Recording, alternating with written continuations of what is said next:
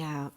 Building the discipline of this trust, it requires us to put aside our expectations for the way life should go and our understandings of what the world tells us. And in Proverbs, we're told that we should trust in the Lord with all your heart, right? Which is why we train, which is why we choose to practice disciplines that point us daily to God. Things like prayer, scripture, giving, service.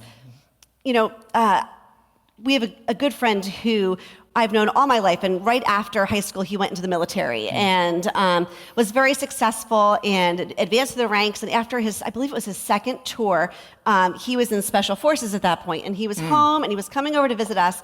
And on the way, he stopped at a gas station, and two people tried to carjack him. They tried to jump him and steal his car.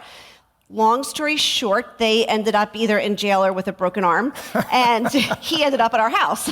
And I can remember talking to him and saying, gosh, wasn't that scary? Didn't that, weren't you afraid? And he just said, honestly, I didn't even think, I just acted. It was years of training, and he just put it into action.